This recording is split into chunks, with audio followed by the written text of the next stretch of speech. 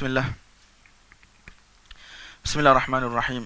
Alhamdulillah rabbil alamin wa sallallahu wasallam wa barak ala sayyidina maulana Muhammad wa ala alihi wa sahbihi wa man tabi'ahum bi ihsani ila yaumiddin, amma ba'd. Tuan-tuan, sebab kita belajar daurah ringkas kan. Jadi masa pendek saya punya fokus ialah sekurang-kurangnya kita faham tajuk bab, sedikit sebanyak perbezaan pendapat di kalangan para ulama, tapi sebenarnya kita lebih fokus pada pendapat majoriti yang diamalkan pada hari ini. Dan sebagaimana saya bagi tahu, hadis dalam Muslim ni dia banyak berulang, dia bawa sanad yang pelbagai. Sebenarnya dia ada tujuan lah, ada benda-benda yang dia nak nyatakan ataupun kritikan terhadap sanad yang nak dijawab. Jadi kita nampak macam benda tu perulangan. Sebab tu ulama-ulama banyak ringkaskan Sahih Muslim. Ada banyak ringkasan. Sebab tujuan ringkasan adalah untuk memudahkan maklumat supaya sampai dengan mudah. Tapi bagi saya yang belajar hadis, pengkhususan hadis, saya rasa tak semangat untuk baca ringkasan.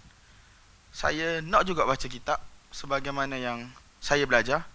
Mungkin tuan-tuan tak faham, tapi saya baca, saya tahulah kenapa nama ni disebut sikit sebanyak, kenapa sanad ni bawa. Saya tak boleh nak cerita semua sebab masa tak banyak, betul tak?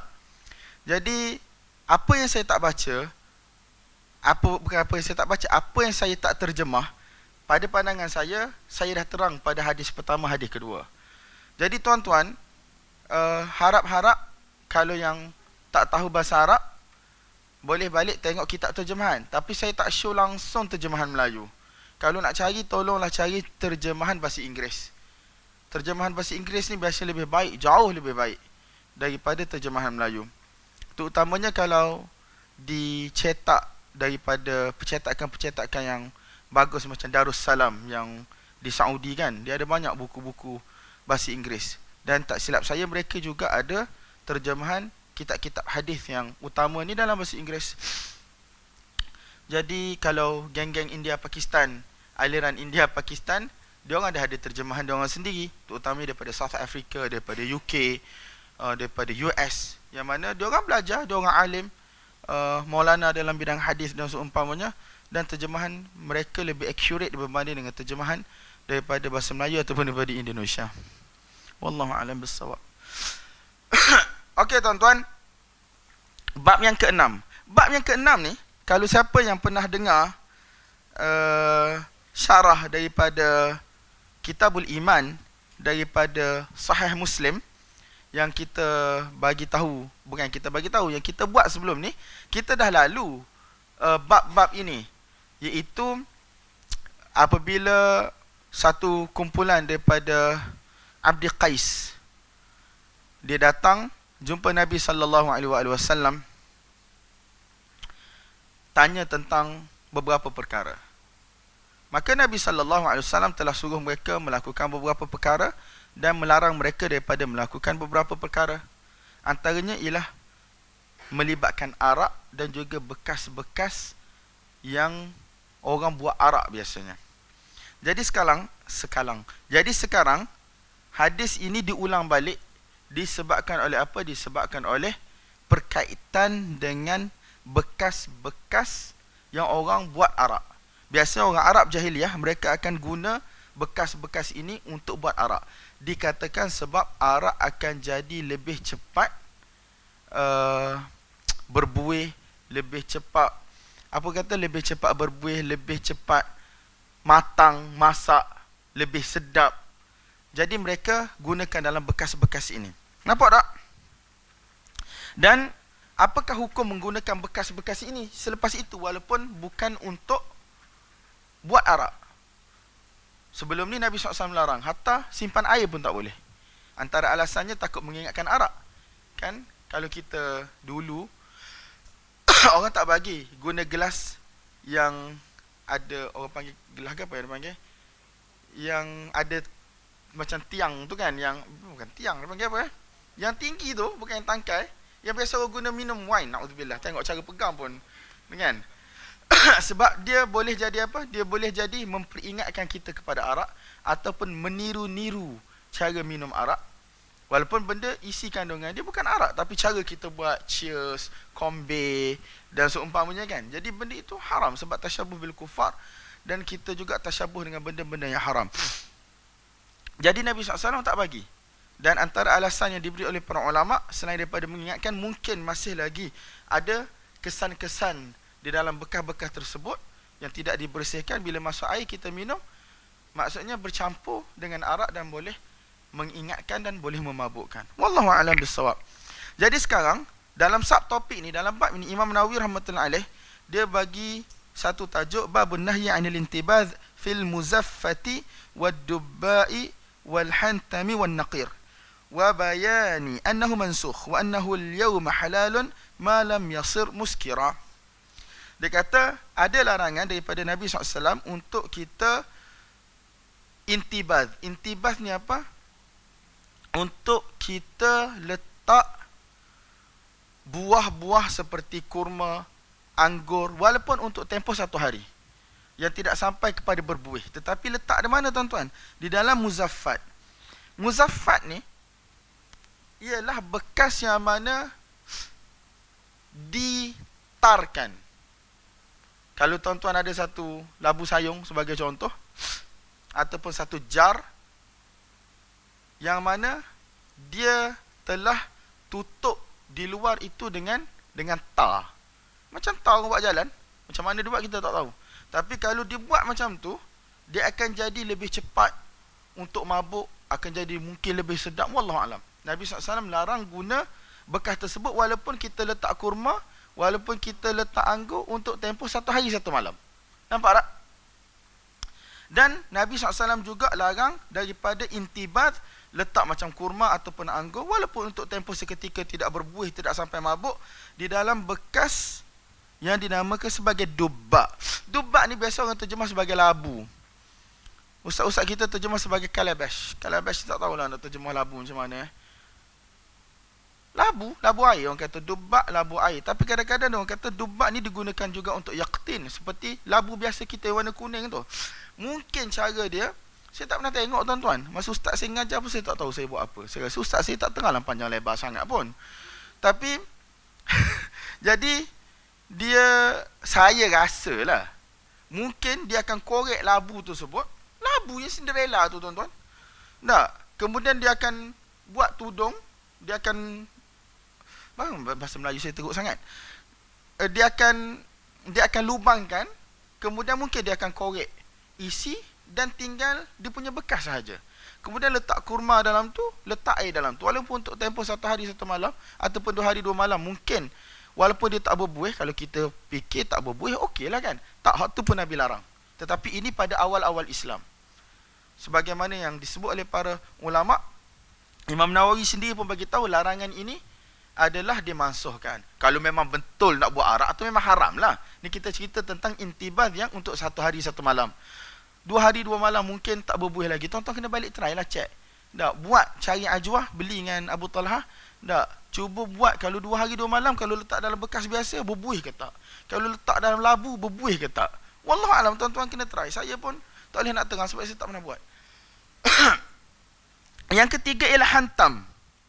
Hantam ni tuan-tuan,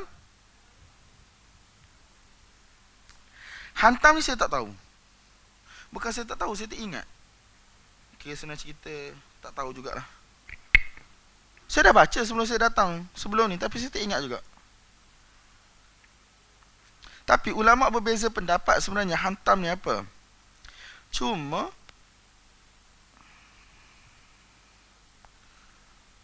senang cerita tuan-tuan faham, satu bekas untuk letak air je lah, dengan buah kurma ataupun buah anggur. Tapi saya tak tahu daripada apa dia buat. Daripada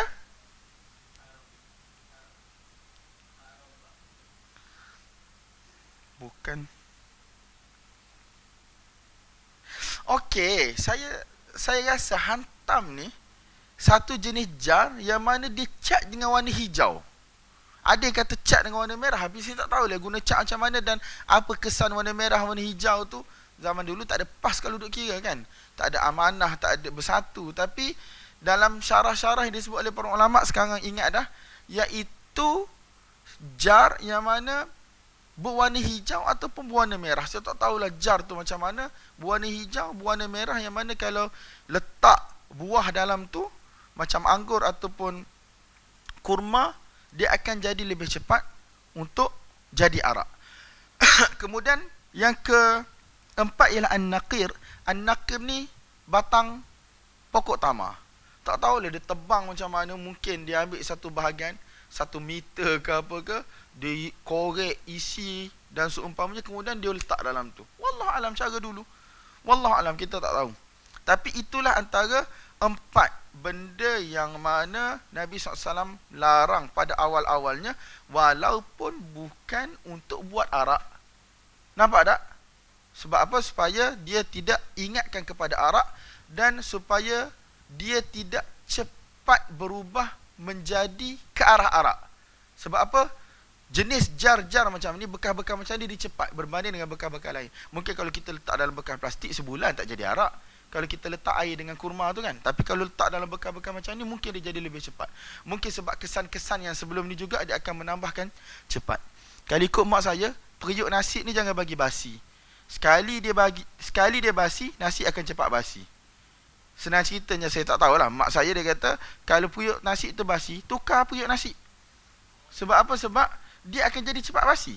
Kalau biasa mungkin 1 hari 1 hari setengah tahan lagi nasi tu dalam keadaan kering, kalau dia tak berpeluh kan, dia boleh lagi. Tapi orang Kelantan panggil nasi dingin, yang semalam punya pagi ni goreng, boleh lagi. Tapi kalau periuk tu pernah basi, ejen pembasian dia tu, walaupun kita nampak macam kita dah basuh hello apa semua, dia akan jadi cepat basi. Kalau mak saya dia tukar periuk.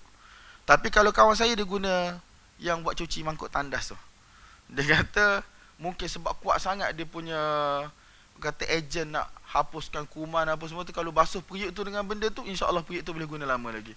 Jadi mungkin konsep yang sama, yang berbekas-bekas ataupun yang berbaki-baki arak, yang orang kata ejen pengarakan, penghamaran yang masih lagi ada, Nabi tak bagi guna dulu-dulu. Kemudian dia mansuhkan hukum tersebut. Nampak tak? Okey tuan-tuan, hadis yang seterusnya, wa bihi qala hadatsana Qutaibah bin Sa'id qala hadatsana Lais an Ibn Shihab an Anas bin Malik radhiyallahu anhu wa an sahabati ajma'in annahu akhbarahu anna Rasulullah sallallahu alaihi wasallam naha 'anid dubba'i wal muzaffati an yunbadha fihi. Wa bihi qala hadatsani Amr bin Naqid qala hadatsana Sufyan bin Uyainah an Az-Zuhri an Anas bin Malik radhiyallahu anhu wa an sahabati ajma'in anna Rasulullah sallallahu alaihi wasallam naha 'anid dubba'i wal muzaffati an yuntabadha fihi. Wa bihi qala وأخبره أبو سلمة أنه سمع أبا هريرة رضي الله عنه وعن الصحابة أجمعين يقول قال رسول الله صلى الله عليه وآله وسلم لا تنتبذوا في الدباء ولا في المزفت ثم يقول أبو هريرة رضي الله عنه واجتنبوا الحناتم. Nabi SAW kata, jangan sekali-kali engkau buat air yang dicampur dengan buah itu, buah kurma ataupun buah zabib itu di dalam dubba, iaitu di dalam labu, wala fil muzaffat, dan juga di dalam bekas yang mana telah tampal dengan ta. Kemudian Abu Hurairah radhiyallahu anhu kata wajtanibu al-hanatim. Abu Hurairah kata kamu juga kena menjauhi hanatim. Hanatim ni ialah plural bagi al-hantam. Hantam tu yang saya bagi tahu tadi tu jar yang berwarna hijau ataupun jar yang berwarna merah. Tapi ramai para pensyarah hadis dia kata jar tu berwarna hijau. Wallahu alam, tak tahu macam mana dia buat. وبه قال حدثني محمد بن حاتم قال حدثنا بهز قال حدثنا وهيب عن سهيل عن أبيه عن أبي هريرة رضي الله عنه وعن الصحابة أجمعين عن النبي صلى الله عليه وآله وسلم أنه نهى عن المزفة والحنتم والنقير. قيل لأبي هريرة رضي الله عنه ما الحنتم؟ قال الجرار الخضر. الجرار الخضر يعني orang tanya Abu Hurairah, ya Abu Hurairah, hantam tu apa? Dia kata jar-jar yang berwarna hijau. وبه قال حدثنا نصر بن علي الجحظمي قال أخبرنا نوح بن قيس قال حدثنا ابن عون عن محمد di sini ialah Muhammad ibn Sirin an Abi Hurairah radhiyallahu ibn Aun Abdullah bin Aun ibn Artaban an Muhammad an Abi Hurairah radhiyallahu anhu wa an sahabati ajma'in anna an-nabiy sallallahu alaihi wasallam qala liwafdi Abdul Qais. Saya bagi tahu tadi hadis ni telah ada dalam Kitabul Iman. Nabi SAW kata kepada kumpulan, gerombolan, bukan gerombolan, kontijen yang datang daripada satu tempat di Saya tak ingat daripada tempat mana, tetapi nama kumpulan tu ialah Abdul Qais. Daripada Bahrain tak silap saya. Anhaakum 'anid dubba'i wal hantami wan naqiri wal muqayyar. Nabi SAW kata, aku larang kamu semua daripada intibaz di dalam dubba', di dalam hantam dan juga di dalam an-naqir wal muqayyar. Al-muqayyar ni ialah al-muzaffat. Wal hantamu al-mazadatul majbubah. Dia kata ini tafsiran hantam ini ialah al-mazadatul majbubah. Hantam ni al-mazadatul majbubah.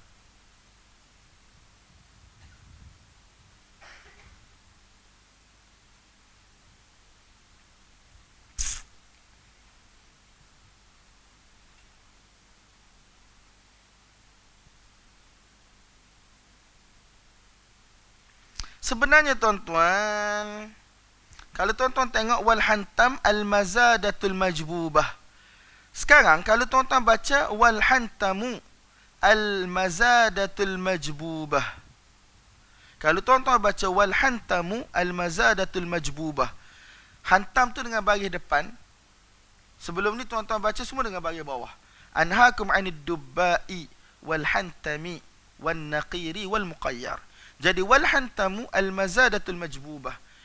Sekarang kalau kita baca dengan baris depan dan tanpa perkataan waw sebelum al-mazadah, wal hantamu wal mazadatul majbubah, tanpa huruf waw sebelum al-mazadatul majbubah, maka seolah-olah hantam di situ ialah tafsiran. Perkataan al-mazadatul majbubah ialah tafsiran kepada hantam. Seolah-olah dia gitu. So hakadha huwa fi jami'in nusakh bi biladina. Kata Imam Nawawi rahmatullahi alaih dalam syarah dia kata, semua nuskhah Sahih Muslim yang ada di negara kami semua dengan perkataan wal hantamu al mazadatul majbubah. Wa kadza naqalahu al-qadhi an jamaahir ruwat Sahih Muslim. Semua riwayat-riwayat Muslim yang kami baca, kata Qadhi Iyad daripada guru-guru kami dan seumpamanya, dia baca wal hantamu al mazadatul majbubah. Seolah-olah tafsiran. Apa itu hantam? Mazadah tu bekas lah. Majbubah yang mana dipotong. Jabba yajubbu, kita dah lalu tadi kan. Jabba asnimatahuma. Jabba potong. Tak tahulah bekas lagu mana yang tak ada dia punya leher ke apa. Wallahualam, tak tahu lagu mana. Cuma sekarang, adakah dia ini tafsiran bagi hantam, dan adakah ini riwayat yang betul?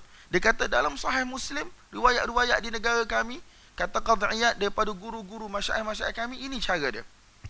Cuma dia kata qal wa waqa'a fi ba'dhin nusakh, tetapi ada dalam sebahagian nuskhah dia kata apa, wal hantamu wal mazadatu al majbubah. Bukan baca dengan al-hantamu dah, dia kena baca dengan baris bawah. Sebab dia adalah ataf kepada semua yang baris bawah sebelum ni. Anhaakum 'anid dubba'i wal hantami wan naqiri wal muqayyari wal hantami wal mazadatil majbubah. Dalam sebahagian nuskhah Sahih Muslim macam tu. Dan kata Qadhi Iyad, wa hadza huwa as-shawab. Ini ialah bacaan yang betul. Wal ula, adapun bacaan pertama wal hantamu al mazadatul majbubah, dia kata taghyirun wa wahmun. Itu berlaku kesilapan dalam riwayat tersebut. Qal, dia kata wa kadza dzakarahu an-Nasa'i. Dalam riwayat an-Nasa'i yang lain dia sebut wa anil hantami wa anil mazadatil majbubah. Wa fi sunan Abi Daud wal hantami wad dubba wal mazadatil majbubah. Nampak tak? Jadi sebenarnya cara yang betul ialah wal hantami wal mazadati al majbubah.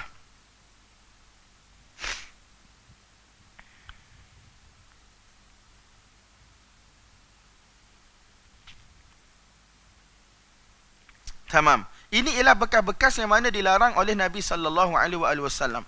Al mazadatil majbubah ialah bekas yang mana dipotong leher dia. Macam mana bekas dia? Tuan-tuan tengok pasu bunga tak? Yang biasa yang orang letak ros 2-3 kuntung tu mungkin yang macam tu, yang tak ada leher, macam orang kata jar-jar ataupun labu sayur yang biasa yang ada leher kan. Mungkin, wallahu alam. Dan Nabi SAW kata kepada kontijen daripada Abdul Qais, walakin ishrab fi siqaika wa aukihi. Kalau kamu nak juga campur air dengan buah seperti buah tamar ataupun buah anggur, kamu buat kat mana? Kamu buat dekat mashkizah. Mashkizah ni apa dia tuan-tuan? Kamu buat di dalam bekas kulit. Walakin ishrab fi siqaika. Siqaika ni biasanya bekas kulit. Kan yang orang dulu, tuan-tuan tahu kan, orang Arab dia akan bawa satu bekas kulit. Bahkan tak silap saya, ada orang jual pun di Ben Daud dan seumpamanya. Kalau Ben Daud mungkinlah tak ada, dia guna bekas yang plastik. Tapi ada je orang yang mana dia guna bekas kulit untuk isi air. Masa mula-mula ada kawan saya tu, dia letak gambar tu, dia tolong carikan untuk orang kirim kan. Kita ingatkan babi ke apa, tak tahu, sebab dia macam ada air macam kembung lah. Sebab dia bekas kulit, lepas tu nampak macam kembung gitu. Orang Arab kan dia guna bekas kulit. So dia kata kalau nak buat intibas dalam bekas macam tu tak apa. Wa aukihi, dan kamu kena ikatlah dia punya tu. Sebab apa tuan-tuan? Dia kata kalau bekas kulit ni, kalau satu-satu benda tu jadi arak, dia akan jadi kembang. Kan? Kalau kita isi air, let's say kita nampak dia punya saiz, okey, macam ni. Tapi selepas beberapa hari mungkin kita terlupa ke apa, kita tak tahu isi dalam tu dah jadi arak belum kan? Jadi, kalau kita tengok dia makin mengembang, maka itu tandanya benda tu dah fermented, dah jadi arak. Jadi senang kita cam. Berbanding kalau kita intibaz buah tersebut di dalam bekas-bekas disebut tadi. Sebab dia jar, dia tak akan kembang dah. Tak, daripada tanah liat ataupun daripada labu dan seumpamanya. Sebab apa? Sebab dia keras, dia tak boleh nak mengembang. Berbeza dengan bekas kulit. Sebab tu Nabi kata walakin ishrab fi siqaika wa aukihi. Tapi kalau nak minum, minumlah daripada siqa. Siqa ni bekas kulit, wa aukihi. Dan kemudian kamu kamu ikat. Jadi tuan-tuan, dalam hadis ni sebut walakin ishrab fi siqaika, minum daripada bekas kulit. Apa hukum minum daripada bekas tanpa kita tahu isi kandungan di dalam? Adakah kita boleh minum terus ataupun kita kena tuang ke dalam gelas dahulu? Ulama khilaf pendapat, tetapi yang kuat di kalangan para ulama bolehlah, sebab ada Nabi terus minum daripada bekas kulit. Dan ada ulama yang kata yang Nabi tak bagi minum daripada bekas kulit tersebut, tu utamanya ialah kalau bekas kulit tersebut milik orang ramai, yang mana kita berkongsi sebab takut bau nafas, bakteria dan seumpamanya. Dan satu lagi, kalau kita minum terus, kita tak tahu apa yang ada dalam tu, binatang-binatang yang berbahaya ataupun serangga dan seumpamanya. Tuan-tuan, tak pelik kalau kita buka kita punya kettle, cerik kita tu sebulan sekali. Hari-hari kita masak air, buat kopi, buat teh, tapi kita tak pernah apa, kita tak pernah buka tengok apa ada dalam cerik tersebut. Kita buka tapi kita tak tengok, kita pergi tadah terus, betul tak? Ataupun yang paling malas sekali, dia akan pergi masukkan air ikut muncung dia tu, dia tak buka pun. Jadi untuk satu tempoh, lama-lama lepas tu dia buka. Pernah ada kes orang jumpa katak pun ada. Sebab tu ulama kata jangan minum daripada bekas yang mana tak nampak apa yang ada dalam. Sebab kita tak tahu, mungkin ada lipan, ada benda-benda yang merayak masuk, kita tak tahu. Betul tak? Wallahu a'lam bissawab. Tapi kalau kita minum dalam botol mineral, tak apalah, sebab benda tu luk sinar kita nampak kan. Dengan syarat botol tu bukan botol berkongsi yang ramai lah, sebab takut bau mulut kita, bakteria dan seumpamanya. Ni kita akan jumpa insya-Allah hadis di tempat-tempat yang lain. So Nabi kata berdasarkan ini walakin ishrab fi siqaika wa aukihi, ini dalil yang mana membolehkan terus minum daripada bekas yang macam tu walaupun kita tak tahu apa ada kat dalam. Dan Nabi SAW pun pernah minum daripada kerbah mu'allaqah, satu bekas air yang dibuat daripada kulit yang mana digantung di dalam rumah Ummu Sulaim. Terus minum. Tetapi yang betternya berdasarkan riwayat-riwayat yang lain ialah kita letak air tersebut di dalam bekas dahulu. Nampak tak? Wallahu a'lam. Wa bi qala hadatsana Sa'id bin عمرو الأشعثي قال أخبرنا عبثر وحدثني زهير بن حرب قال حدثنا جرير وحدثني بشر بن خالد قال أخبرنا محمد يعني بن جعفر عن شعبة كلهم عن الأعمش عن إبراهيم التيمي عن الحارث بن سويد عن علي رضي الله تعالى عنه وعن الصحابة أجمعين أنه قال نهى رسول الله صلى الله عليه وسلم أن ينتبذ في الدباء والمزفت. هذا حديث جرير. وفي حديث عبثر وشعبة أن النبي صلى الله عليه وسلم نهى عن الدباء والمزفت. تمام. وبي قال حدثنا زهير بن حرب وإسحاق بن إبراهيم كلاهما عن جرير قال زهير حدثنا جرير عن منصور عن إبراهيم أنه قال قلت للأسود هل سألت أم المؤمنين عما يكره أن ينتبذ فيه؟ قال نعم. قلت يا أم المؤمنين أخبريني عما نهى عنه رسول الله صلى الله عليه وآله وسلم أن ينتبذ فيه. قالت نهانا أهل البيت أن ننتبذ في الدباء والمزفت. sama saja. قال قلت لهم أما ذكرت الحنتم والجرة أما ذكرت الحنتم والجرة؟ قال إنما أحدثك بما سمعت أحدثك ما لم أسمع. Okey, dalam riwayat ni Ibrahim di sinilah Ibrahim An-Nakhai. Dia tanya kepada Aswad. Dia kata, "Wahai Aswad, adakah engkau telah bertanya kepada Ummul Mukminin Aisyah radhiyallahu taala anha, apakah bekas-bekas yang mana tidak disukai ataupun dilarang daripada kita intibad di dalamnya?" Daripada kita intibad. Tuan-tuan fahamkan bila saya sebut intibad, ialah daripada kita letak buah-buah di dalam tu seperti anggur ataupun seperti kurma dan kita campur dengan air. Apakah bekas-bekas yang tidak disukai ataupun yang dilarang? Maka Aswad Ibn Yazid An-Nakhai dia kata, apa betul aku tanya kepada Ummul Mukminin Aisyah radhiyallahu taala anha. Aku kata, wahai Ummul Mukminin, beritahulah kepada aku apakah bekas-bekas yang mana baginda Nabi sallallahu alaihi wasallam telah larang daripada intibaz di dalamnya. Maka Ummul Mukminin Aisyah radhiyallahu taala anha kata, baginda Nabi SAW telah melarang kami ahlul bait. Tengok, Aisyah kata ahlul bait, walaupun isteri Nabi ahlul bait. Adapun Syiah ahli bait di sisi dia ialah keturunan Fatimah dengan Ali radhiyallahu taala anhu, daripada keturunan Hasan Husain. Orang lain macam bukan ahli bait. Sedangkan dalam penggunaan Quran sendiri pun Allah Taala guna untuk isteri-isteri Nabi sebagai ahli bait. Betul tak? Nahana ahlul bait an nantabidha fid dubba'i wal muzaffat. Nabi SAW larang kami daripada kami intibas di dalam dubba', dalam labu dan juga dalam muzaffat, bekas yang mana telah ditampal dengan ta. Maka qal di sini ialah Ibrahim An-Nakhai. Qultu lahu, aku kata kepada dia tu siapa? Aswad. Adakah Aisyah radhiyallahu taala anha Ummul Mukminin disebut tentang hantam dan juga jar? Sebab dalam riwayat yang lain Nabi larang bukan dua je, bukan dubba' dengan muzaffat je. Nabi juga larang tentang hantam dan juga jar. Betul tak? Kemudian Aswad kata, innama uhaddithuka bima sami'tu. Aku bagi tahu kepada engkau apa yang aku dengar daripada Aisyah. Uhaddithuka ma lam asma'. Patutkah aku bagi tahu kepada kamu benda yang aku tak dengar?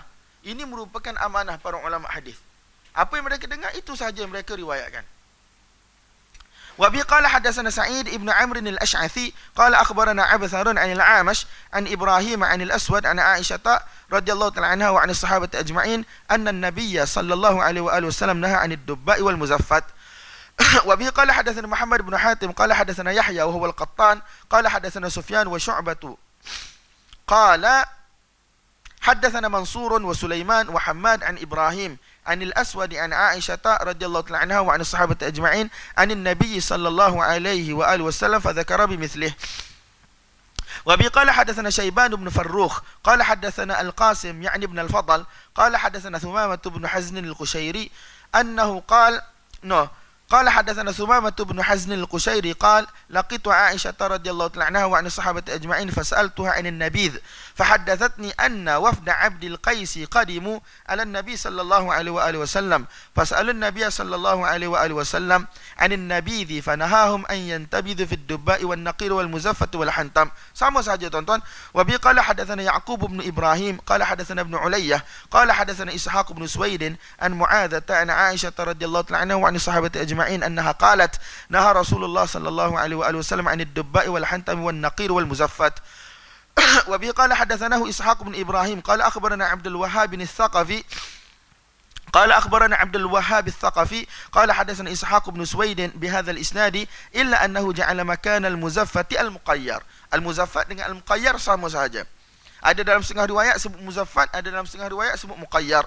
وبه قال حدثنا يحيى بن يحيى قال أخبرنا عباد بن عباد أن أبي جمرة عن ابن عباس حاء وحدثنا خلف بن هشام قال حدثنا حماد بن زيد أن أبي جمرة أنه قال سمعت ابن عباس رضي الله عنهما وعن الصحابة أجمعين أنه يقول أو سمعت ابن عباس رضي الله عنهما وعن الصحابة أجمعين يقول قدم وفد عبد القيس على رسول الله صلى الله عليه وآله وسلم فقال النبي صلى الله عليه وآله وسلم أنهاكم عن الدباء والحنتم والنقير والمقير. وفي حديث حماد جعل مكان المقير المزفت. وبي قال حدثنا أبو بكر بن أبي شيبة قال حدثنا علي بن مسهر عن الشيباني عن حبيب عن سعيد بن جبير عن ابن عباس رضي الله عنهما وعن الصحابة أجمعين أنه قال نهى رسول الله صلى الله عليه وآله وسلم عن الدباء والحنتم والمزفة والنقير. وبي قال حدثنا أبو بكر بن أبي شيبة قال حدثنا محمد بن فضيل عن حبيب بن أبي عمرة عن سعيد بن جبير عن ابن عباس رضي الله عنهما وعن الصحابة أجمعين أنه قال نهى رسول الله صلى الله عليه وآله وسلم عن الدباء والحنتم والمزفة والنقير وأن يخلط البلح بالزهو. Balah tamar juga, zahu tamar juga, tapi bentuk saya tak tahu lagu mana. Kalau di Mesir, tamar di mana orang panggil balah. Balah. Tapi lagu mana kita tak tahu. Yang kita tahu, saya pernah tengok tamar yang masak satu. Yang selalu kita duk makan tu, yang warna hitam tu kan. Yang dah kering tu. Saya pernah tengok yang warna kuning. Saya pernah tengok yang warna merah. Tetapi, dia punya rasa mungkin lebih lembut sikit daripada kuning tu. Dan satu lagi yang warna hijau, yang sebelum jadi kuning. Yang mana satu busa, yang mana satu balah, yang mana satu rutak, saya tak tahu. Semua bila kita pergi, kita panggil rutab. Tapi yang paling penting, Nabi SAW larang daripada kita campur dua jenis ni. Yang tak tahulah kalau campur tu mungkin dia akan jadi cepat mabuk ataupun akan cepat berbuih. Sebagaimana kita dah baca dalam bab sebelum ni. وبه قال حدثنا محمد بن المثنى قال حدثنا عبد الرحمن بن مهدي عن شعبة عن يحيى البهراني أنه قال سمعت ابن عباس رضي الله عنهما وعن الصحابة أجمعين وحدثنا محمد بن بشار قال حدثنا محمد بن جعفر قال حدثنا شعبة عن يحيى بن أبي عمر عن ابن عباس رضي الله عنهما وعن الصحابة أجمعين أنه قال نهى رسول الله صلى الله عليه وآله وسلم عن الدباء والنقير والمزفت. وبه قال حدثنا يحيى بن يحيى قال أخبرنا يزيد بن زريع عن التيمي وحدثنا يحيى بن أيوب قال حدثنا ابن علية أخبرنا سليمان التيمي عن أبي نضرة عن أبي سعيد رضي الله عنه وعن الصحابة أجمعين أن رسول الله صلى الله عليه وآله وسلم نهى عن الجر أن ينبذ فيه. الجر di sini bekas lah. وبه قال حدثنا يحيى بن أيوب قال حدثنا ابن علية قال أخبرنا سعيد ابن أبي عروبة عن قتادة عن أبي نضرة عن أبي سعيد الخدري رضي الله عنه وعن الصحابة أجمعين أن رسول الله صلى الله عليه وآله وسلم نهى عن الدباء والحنتم والنقير والمزفت.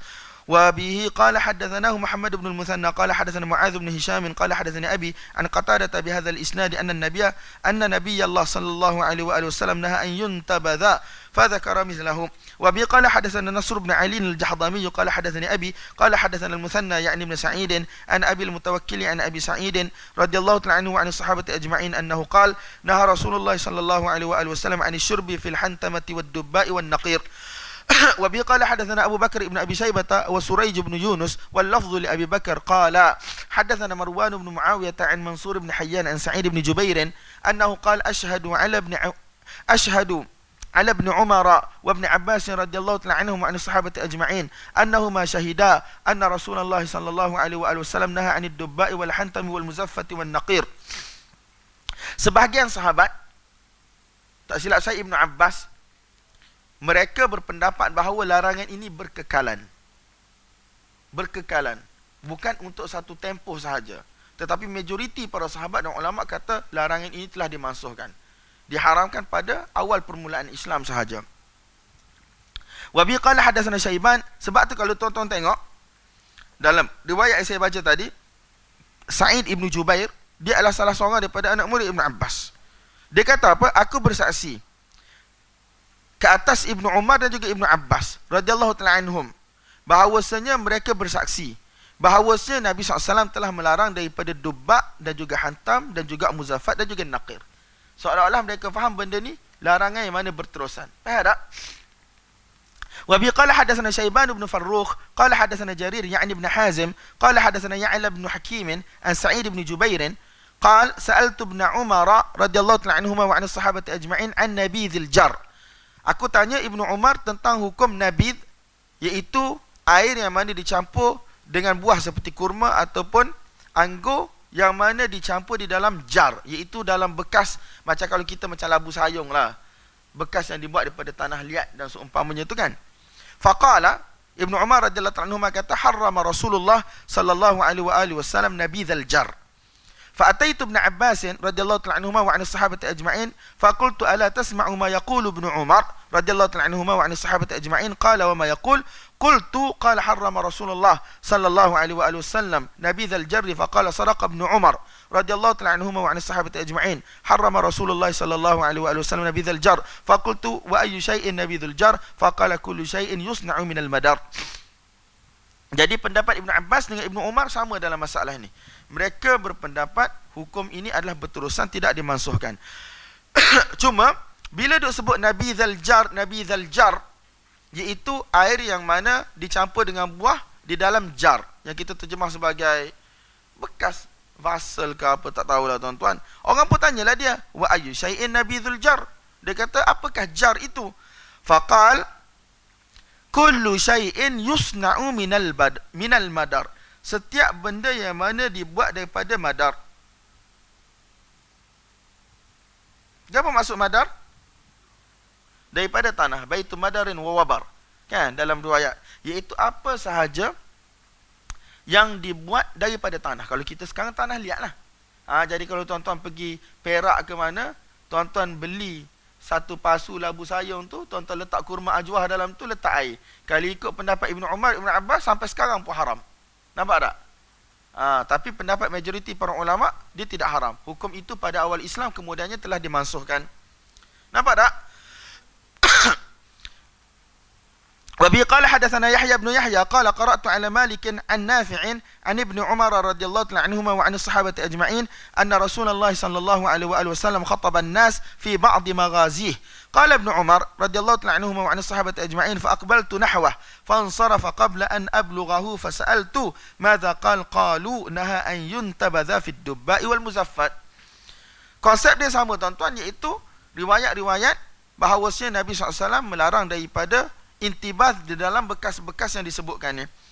Wa bi qala hadatsana Qutaibah wa ibn Rumh an al-Laits ibn Sa'id wa hadatsana Abu Rabi' wa Abu Kamil qala hadatsana Hammad wa hadatsani Zuhair ibn Harb قال حدثنا إسماعيل جميعا عن أيوب وحدثنا ابن نمير قال حدثنا أبي قال حدثنا عبيد الله وحدثنا ابن المثنى وابن أبي عمر عن الثقفي عن يحيى بن سعيد وحدثنا محمد بن رافع قال حدثنا ابن أبي فديك قال أخبرنا الضحاك يعني ابن عثمان وحدثني هارون الأيلي قال أخبرنا ابن وهب قال أخبرني أسامة كل هؤلاء النافع عن ابن عمر رضي الله تعالى عنهما وعن الصحابة أجمعين بمثل حديث مالك ولم يذكروا في بعض مغازي إلا مالك وأسامة.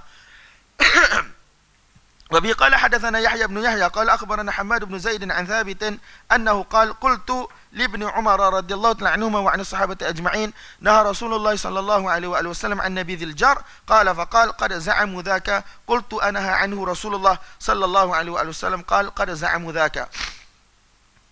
Thabit, iaitu Al-Bunani, dia kata, aku telah bertanya kepada Ibnu Umar radhiyallahu ta'ala anhuma, adakah Nabi SAW telah melarang daripada intibaz di dalam jar? Maka Ibnu Umar kata, qad za'amu dhak. Za'amu ni biasa orang terjemah mereka telah mendakwa yang demikian. Maksudnya para sahabat telah riwayatkan benda ni daripada Nabi macam tu. Qultu, dia tanya sekali lagi, anaha anhu Rasulullah SAW qal qad za'amu dhak. Betul ke Nabi telah larang daripada gunakan bekas-bekas ni? Maka Ibnu Umar radhiyallahu ta'ala anhu jawab, qad za'amu dhak. Mereka telah riwayatkan benda ni daripada Nabi. Abi qala hadatsana Yahya bin Ayyub qala hadatsana Ibn Ulayyah qala hadatsana Sulaiman at-Taimi an Tawus annahu qala rajulun li Ibn Umar radhiyallahu ta'ala anhuma anaha Nabiyullah sallallahu alaihi wasallam an nabidhil jar qala na'am thumma qala Tawus wallahi inni sami'tuhu minhu وبه قال حدثنا محمد بن رافع قال حدثنا عبد الرزاق قال أخبرنا ابن جريج قال أخبرنا ابن طاووس عن أبيه عن ابن عمر رضي الله عنهما وعن الصحابة أجمعين أن رجلا جاءه فقال أنهى النبي صلى الله عليه وآله وسلم أن ينبذ في الجر والدباء قال نعم. Saya tak tahu kenapa banyak sangat riwayat ini dibawa. Wa bi qala hadatsana Muhammad bin Hatim qala hadatsana Bahzun qala hadatsana Wahib qala hadatsana Abdullah bin Tawus an abihi an ibn Umar radhiyallahu ta'ala anhuma wa an sahabati ajma'in anna Rasulullah sallallahu alaihi wasallam naha 'anil jarri wad dubba. Wa bi qala hadatsana Amr bin Naqid qala hadatsana Sufyan bin Uyainah an Ibrahim bin Maisarah annahu sami'a Tawusan يقول كنت جالسا عند ابن عمر رضي الله تعالى عنهما وعن الصحابة أجمعين فجاءه رجل فقال أنهى رسول الله صلى الله عليه وآله وسلم عن نبيذ الجر والدباء والمزفت قال نعم. وبه قال حدثنا محمد بن المثنى وابن بشار قال حدثنا محمد بن جعفر قال حدثنا شعبة عن محارب بن ديثار قال سمعت ابن عمر رضي الله تعالى عنهما يقول نهى رسول الله صلى الله عليه وآله وسلم عن الحنتم والدباء والمزفت قال سمعته غير مرة. Dia kata aku dengar Nabi larang ni bukan sekali, banyak kali. Wa bi qala hadatsana Sa'id bin Amr al-Ash'athi qala akhbarana Abthar 'an al-Shaybani an Muharib ibn Dithar an ibn Umar radhiyallahu ta'ala anhuma wa 'an as-sahabati ajma'in an an-nabiy sallallahu alaihi wa sallam fa dhakara bimithlihi qala wa urahu qala wan naqir. وبه قال حدثنا محمد بن المثنى وابن بشار قال حدثنا محمد بن جعفر قال حدثنا شعبة عن عقبة بن حريث أنه قال سمعت ابن عمر رضي الله تعالى عنهما وعن الصحابة أجمعين يقول نهى رسول الله صلى الله عليه وآله وسلم عن الجر والدباء والمزفت وقال انتبذوا في الأسقية. Sama juga ni intabidhu fil asqiyah. Asqiyah inilah plural bagi siqa, iaitu walakin ishrab fi siqaika wa aukihi, sebagaimana riwayat sebelum ni. وبه قال حدثنا محمد بن المثنى قال حدثنا محمد بن جعفر قال حدثنا شعبة عن جبلة أنه قال سمعت ابن عمر رضي الله عنهما وعن الصحابة أجمعين يحدث قال نهى رسول الله صلى الله عليه وآله وسلم عن الحنتمة فقلت ما الحنتمة قال الجرة. Tuan-tuan dengar saya baca tak? Kalau saya selawat pada Nabi, tuan-tuan selawatlah. Banyak mana pahala kita boleh dapat ini daripada duduk rumah saya saja. وبي قال حدثنا عبيد الله بن معاذ قال حدثنا أبي قال حدثنا شعبة عن عمرو بن مرة قال حدثني زاذان قال قلت لابن عمر رضي الله عنهما وعن الصحابة أجمعين حدثني بما نهى عنه النبي صلى الله عليه وسلم من الأشربة بلغتك وفسره لي بلغتنا فإن لكم لغة سوى لغتنا فقال نهى رسول الله صلى الله عليه وآله وسلم عن الحنتم وهي الجرة وعن الدباء وهي القرعة وعن المزفة وهو المقير وعن النقير وهي النخلة تنسح نسحا وتنقر نقرا وأمر أن ينتبذ في الأسقية. Tuan-tuan, dalam ni Zazan, saya tak tahulah dia mari daripada daerah mana. Dia kata apa? Dia kata, aku kata kepada Ibnu Umar radhiyallahu ta'ala anhuma, wahai Ibnu Umar, mu orang Arab dan daripada kabilah orang kata Quraisy lah, senang cerita. Riwayatkanlah kepada aku apakah perkara-perkara yang Nabi sallallahu alaihi wasallam larang berkaitan dengan minuman dengan bahasa engkau ataupun dengan dialek engkau. Wa fassirhu li bi lughatina, tapi kamu tafsirkanlah, terjemahkanlah dalam bahasa kami.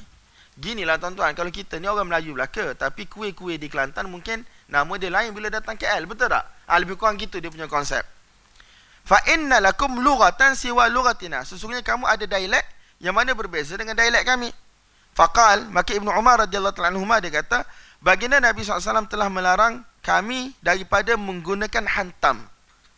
Apa maksud hantam? Wahya al-jarrah, iaitu bekas yang mana dibuat daripada apa? Daripada tanah. Wa anid dubba wa hiya al-qar'ah. Nabi SAW larang kami daripada gunakan bekas daripada labu. Bahasa kami dubba, bahasa kamu ialah qar'ah. Wa anil muzaffat, dan daripada bekas yang mana telah ditampal dengan ta. Kami guna muzaffat, kamu guna muqayyar. Wa anil naqir wa hiya an-nakhlatu tunsahu nashan wa tunqaru naqra. Dan juga daripada naqir. Naqir ni ialah batang kurma yang mana saya tak tahulah apa yang dia buat. Dia korek isi dalam tu. Cuma perkataan tunsahu ni saya tak tahu apa maksud dia. Yang mana dikikis, dibuang dia punya tu. Dibuang dia punya kulit. Wallahu alam. Kemudian telah dikorek isi dia. Kemudian dimasukkan air, dimasukkan buah dalam tu. Lagu mana tak tahu. Jadi gondol ke batang kurma tu saya tak tahu. Jadi dia kata wahyan nakhlatu tunsahu nashan.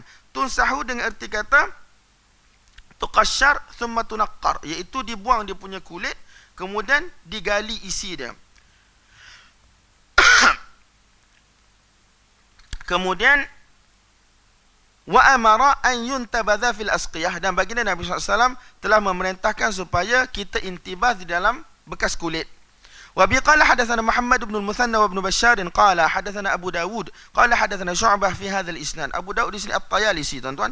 Wa bi qala hadatsana Abu Bakar ibn Abi Syaibah qala hadatsana Yazid ibn Harun qala akhbarana Abdul Khaliq ibn Salamah qala sami'tu Sa'id ibn al-Musayyab يقول سمعت عبد الله بن عمر رضي الله تعالى عنهما وعن الصحابة أجمعين يقول إن هذا المنبر وأشار إلى منبر رسول الله صلى الله عليه وآله وسلم قدم وفد عبد القيس على رسول الله صلى الله عليه وآله وسلم فسألوه عن الأشربة فنهاهم عن الدباء والنقير والحنتم فقلت له يا أبا محمد والمزفت وظننا أنه نسيه فقال لم أسمعه يومئذ من عبد الله بن عمر وقد كان يكره.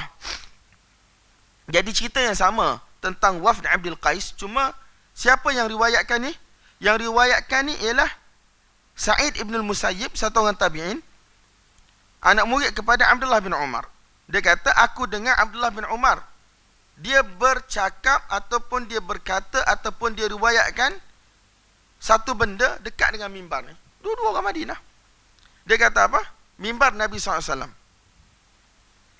Abdullah bin Umar cerita, dia kata, telah datang kontijen daripada Abdul Qais ataupun kumpulan daripada Abdul Qais jumpa Nabi SAW, sebagaimana hadis Ibn Abbas yang masyhur, tuan-tuan, yang kita duk baca sebelum ni.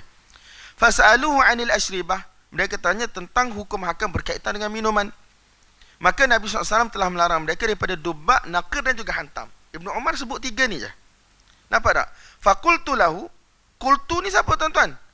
Abdul Khaliq ibnu Salamah. Dia panggil tok guru dia iaitu Sa'id ibn al-Musayyib. Dia kata, ya Aba Muhammad, kau riwayatkan pada kami daripada Ibnu Umar tiga sahaja. Habis wal muzaffat macam mana? Sebab riwayat ni masyhur kan, daripada riwayat sahabat yang lain, muzaffat dan seumpamanya. Wa dhananna annahu nasyahu, dan kami sangka pada waktu tersebut Sa'id ibn al-Musayyib dia terlupa. Patutnya 4, dia bagi tahu 3, mungkin dia lupa. So kami tanyalah wal muzaffat. Dia kata faqal, Sa'id ibn al-Musayyib kata, lam asma'hu yawma idzin min Abdullah ibn Umar. Aku tak dengar pada hari itu Ibnu Umar sebut al-muzaffat. Nampak tak? Wa qad kana yakrah. Dan apa maksud wa qad kana yakrah? Benci ke apa? Mungkin. Wa qad kana yakrah, Ibnu Umar memang dia tak suka muzaffat, tetapi dari sudut riwayat yang disandarkan kepada Nabi, aku tak dengar dia riwayatkan. Faham? Wa bi qala hadatsana Ahmad ibn Yunus qala hadatsana Zuhair qala hadatsana Abu Zubair wa hadatsana Yahya ibn Yahya qala akhbarana Abu Khaythama an Abi Zubair an Jabir wa ibn Umar radhiyallahu ta'ala anhum an as-sahabati ajma'in anna Rasulullah sallallahu alaihi wa sallam nahaa 'anil naqir wal muzaffati wad dubba. Wa bi qala hadatsana Muhammad ibn Rafi' qala hadatsana Abdul Razzaq qala akhbarana Ibn Jurayj qala akhbarana Abu Zubair annahu sami'a ibn Umar radhiyallahu ta'ala anhum an as-sahabati ajma'in yaqul sami'tu Rasulullah sallallahu alaihi wa sallam yanha 'anil jari wad dubba wal muzaffat. Tuan-tuan, kita orang Sahih Muslim ada 2 orang guru. Maulana Muhammad, Muslim pertama, Mufti Kadwasab, Muslim kedua. Bagaimana kita orang boleh habis 6-7 kitab dalam masa 1 tahun? Biasanya guru yang mengajar Bukhari, dia akan mengajar Muslim. Biasanya guru yang mengajar Bukhari, dia akan mengajar Muslim. Jadi, hadis yang ada dalam Sahih Muslim, kebanyakannya ada dalam Sahih Bukhari. Betul tak? Kebanyakan ada dalam Sahih Bukhari. Jadi, apabila ustaz kita mengajar Bukhari, dia akan syarah sungguh-sungguh. Perbezaan pendapat, terjemahan, dalil, dia akan syarah sungguh-sungguh. So, bila dia datang ke Sahih Muslim, dari sudut masa, Sahih Bukhari paling banyak masa. Kita orang ada 4 period untuk Sahih Bukhari saja. Kadang-kadang 5 period. 5 period untuk Sahih Bukhari saja. Hujung-hujung tahun jadi 6 period untuk Sahih Bukhari saja. Tapi Sahih Muslim kita orang hanya ada dalam 2 ataupun 3 period. Tak silap saya ada 2 period je satu hari. Bukhari 4 ataupun 5 period, kadang-kadang 6 period. So bila sampai hadis dalam Sahih Muslim, apa yang ustaz kita buat? Untuk Kitabul Iman, dia akan syarah keseluruhan yang ada dalam Kitabul Iman. Satu-satu. Apabila masuk kitab yang seterusnya, ustaz hanya akan syarah hadis yang ada dalam Sahih Muslim yang tak ada dalam Sahih Bukhari. Sebab yang dalam Sahih Bukhari dia syarah dah. Kadang-kadang sanad yang sama pun. Nampak tak?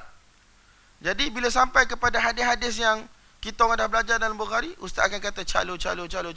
Maksudnya gi lagi. Baca. Bila sampai ke tempat yang tidak ada di dalam Sahih Bukhari, ustaz akan kata hadza min afradi Muslim. Ini adalah hadis yang mana ada dalam Muslim sahaja, ataupun hadza min zawaidi Muslim. Ini yang tambahan dalam Muslim. Nampak tak? Dan bila kita masuk Muslim 2 ni lepas waktu Zuhur. Ngantuk.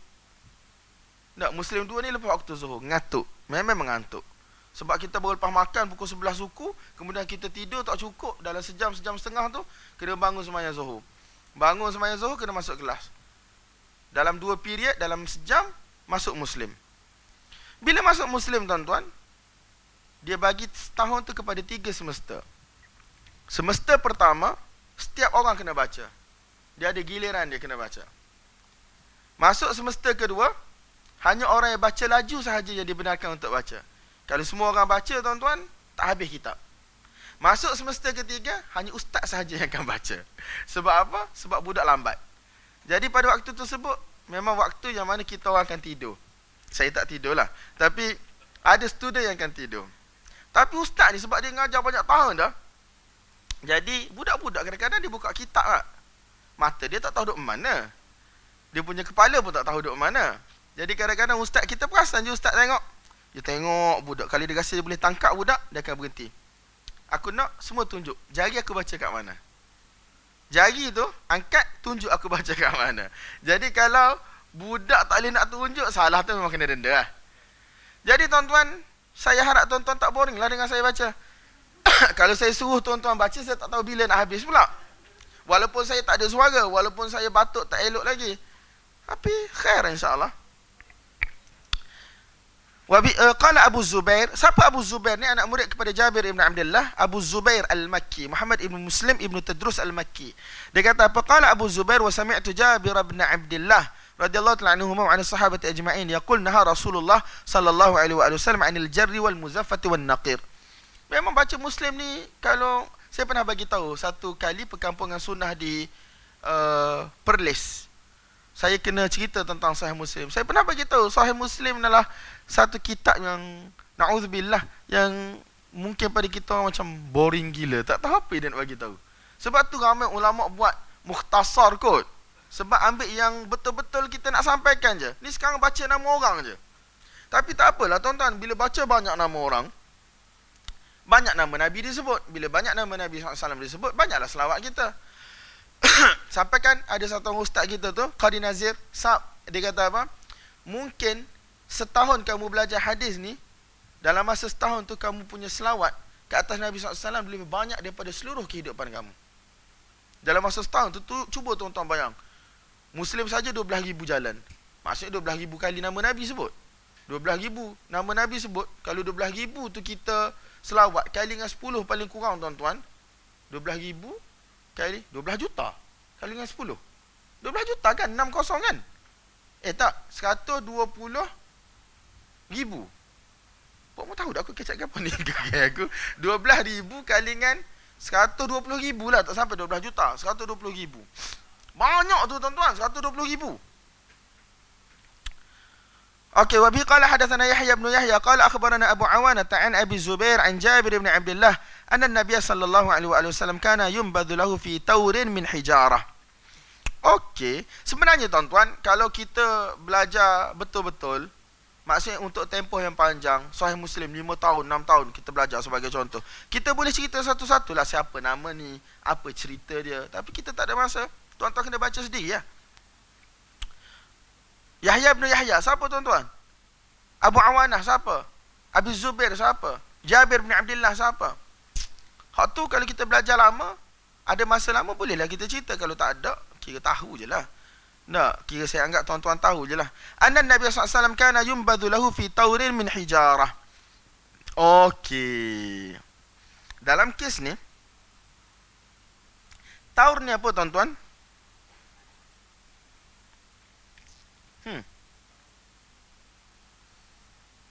Taur. Taur ni satu bekas lah. Macam satu mangkuk ataupun satu gelas. Tetapi dibuat daripada apa? Dibuat daripada batu. Dibuat daripada batu. Kalau kita sekarang, seramik daripada Cina ke apa.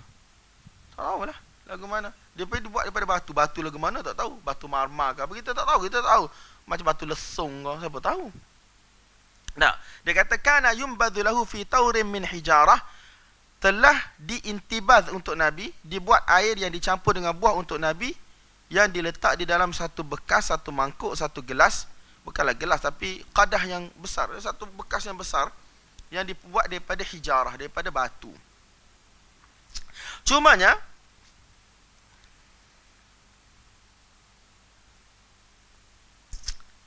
ini menjadi dalil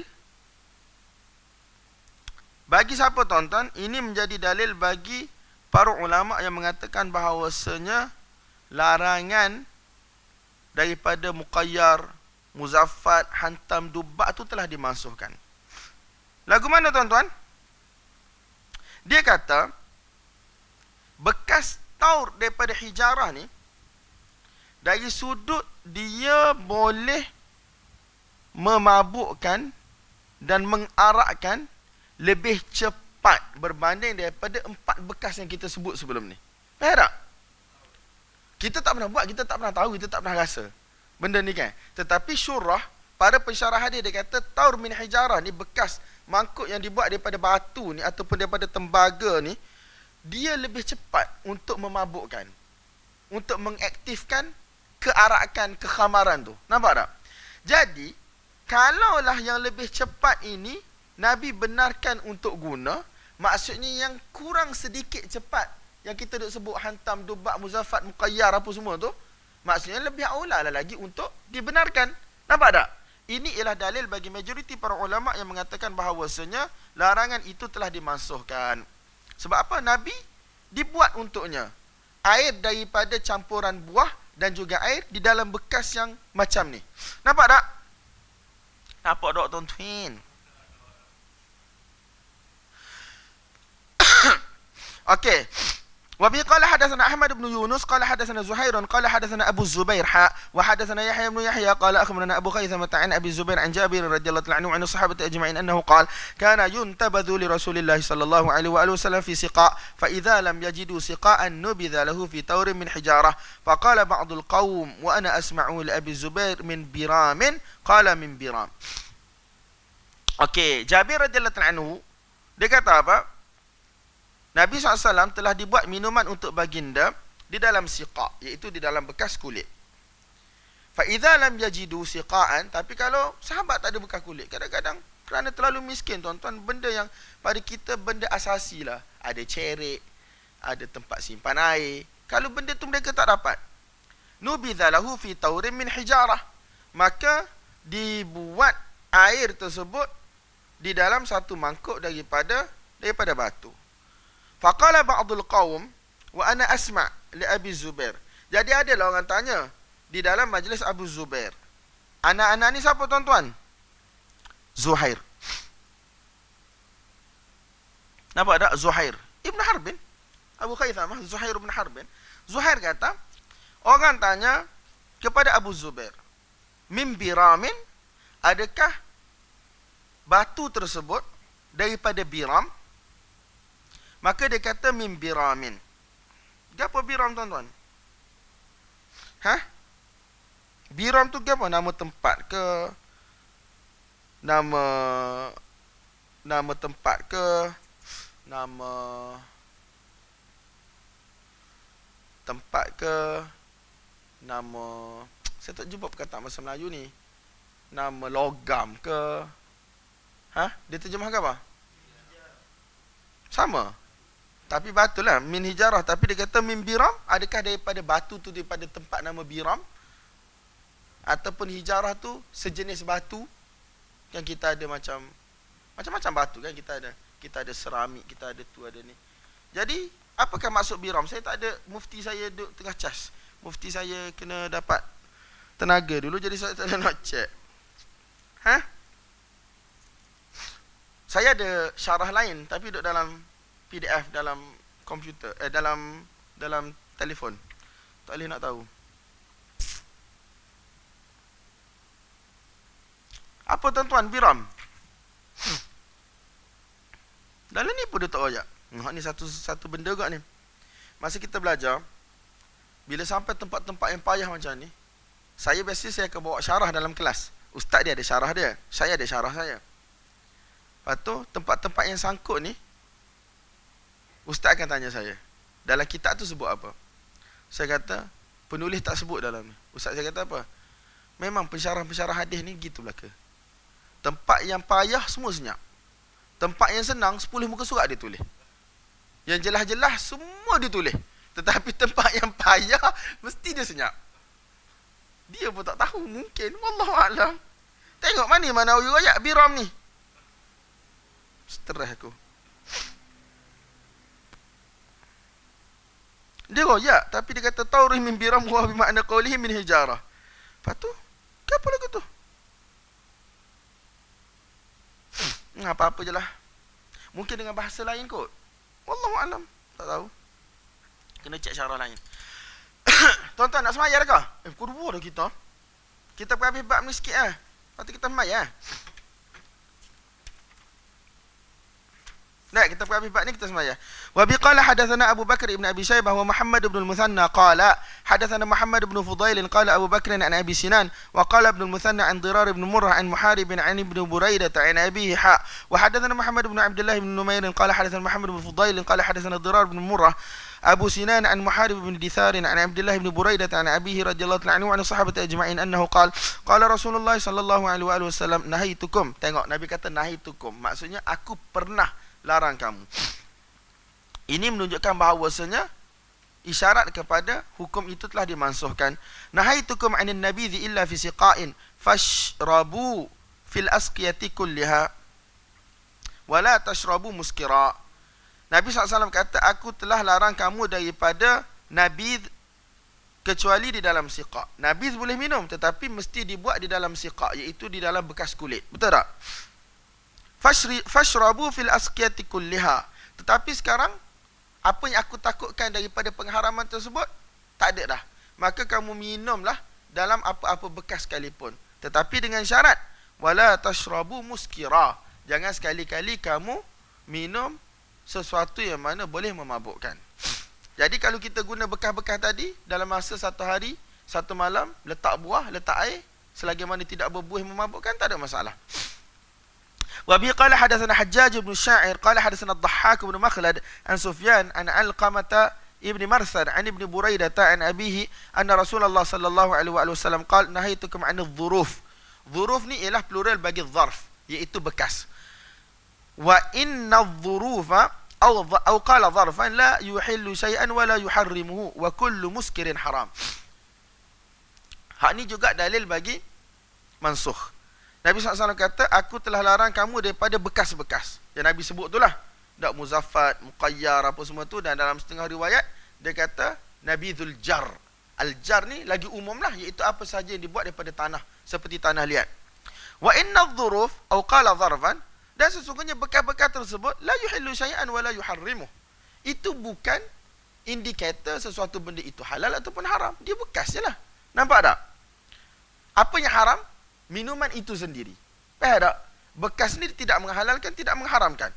Wa kullu muskirin haram. Nabi kata apa sahaja yang mana memabukkan, dia adalah haram. Regardless berada di dalam bekas mana sekalipun. Ada orang buat wine, mungkin dia tak letak dalam bekas-bekas tersebut. Dia guna mungkin tempayan yang daripada kayu ke apa, kita tak tahulah.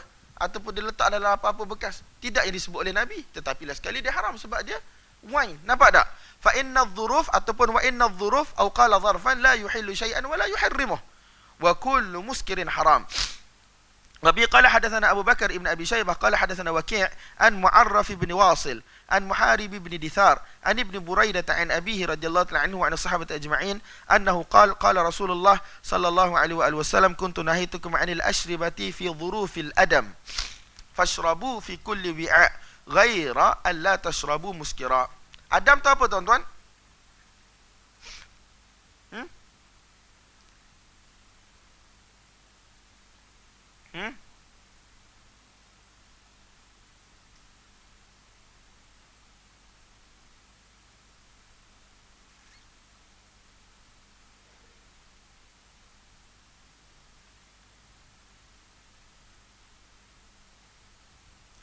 Dalam riwayat ni pun ada masalah. Dalam riwayat ni pun ada masalah. Kuntu nahaitukum 'anil ashribati fi dhurufil adam. Sebab apa? Adam ni, apa maksud dia tuan-tuan? Daripada kulit. Kan? Daripada kulit. Daripada kulit. Daripada kulit. Daripada kulit.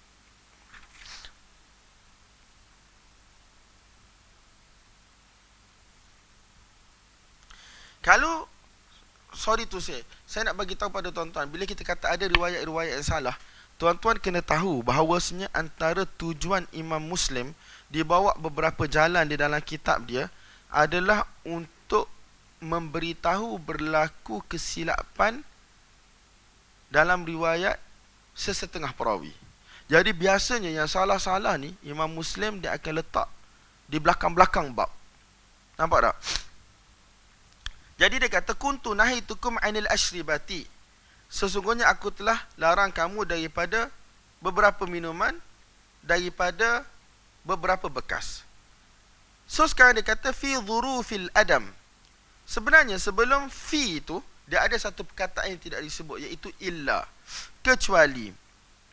Illa fi dhurufil adam, kecuali minuman yang mana dibuat daripada bekas-bekas yang mana dibuat daripada kulit. Nampak tak?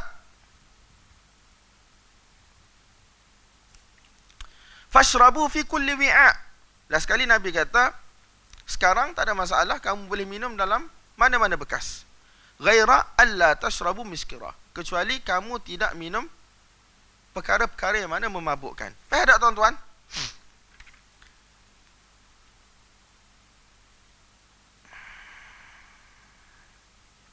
سألوا وبه قال حدثنا أبو بكر ابن أبي شيبة وابن أبي عمر واللفظ لابن أبي عمر قال حدثنا سفيان عن سليمان الأحول عن مجاهد عن أبي عياض عن عبد الله بن عمرو رضي الله تعالى عنهما وعن الصحابة أجمعين أنه قال لما نهى رسول الله صلى الله عليه وآله وسلم عن النبيذ في الأوعية قالوا ليس كل الناس يجدوا فأرخص لهم في الجر غير المزفت. Dia kata Nabi SAW apabila baginda telah melarang daripada nabidh di dalam aw'iyah.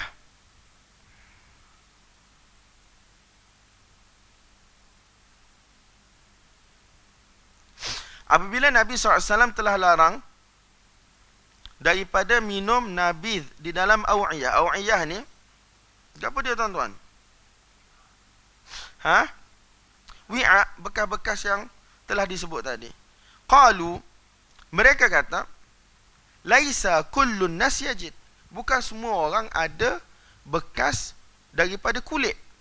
Betul tak? Bukan semua orang ada bekas daripada kulit. Sebab kulit ni mungkin orang tu dia ada binatang ternakan dulu. Kemudian bila disembelih, dia ambil kulit, dia makan isi, kemudian dia boleh buat beg. Nampak tak? Jadi bukan semua orang ada. Maka Abdullah bin Amr ibn al-As dia kata fa'arkhasa lahum fil jarri ghairil muzaffat. Maka baginda Nabi SAW telah memberi rukhsah kepada mereka untuk gunakan bekas yang dibuat daripada tanah liat lah biasanya.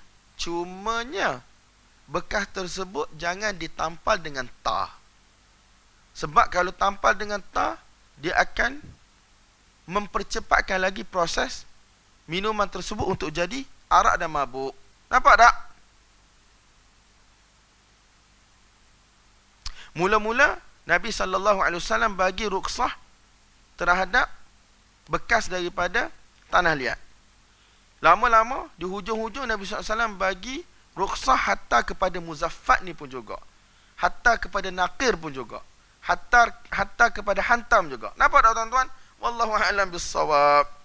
Habis dah bab ni. Nanti kita akan baca bab semua benda yang memabukkan itu haram, tidak kira datang daripada unsur apa sekalipun. Wallahu a'lam bissawab.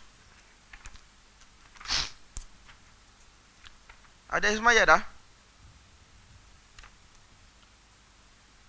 Tak banyak dah ni tuan-tuan. Tak banyak dah. Nak habis kitabul asyribah, tak banyak dah. Buku saya ni daripada muka surat 100 sampai 180. Tapi saya punya ni banyak syarah kat bawah ni. Jadi kalau kita bagi mungkin sikit lah lagi. So boleh balik awal lagi ni. Asalnya saya akan terbang ke Jordan malam ni.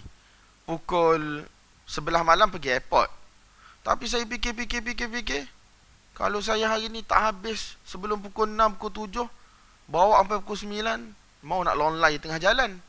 Sekali kawan saya kata, sepatutnya you kalau you balik, sehari sebelum you fly, tak patut ada apa-apa program dah, just rehat. Saya berkata tukar tiket lah. Saya pun tengok, semalam nak tukar tiket kena bayar 15 dinar je. 15 dinar is around RM90. Okey lah, daripada kena bayar 5-600, memang malam ni pergi juga walaupun merangkak. Tapi RM90, okey lah. So saya pun tak jadi balik. Esok, lusa pun saya balik. So ada 3 hari, esok, lusa, boleh orang kata enjoy, InsyaAllah. Wallahu a'lam bissawab.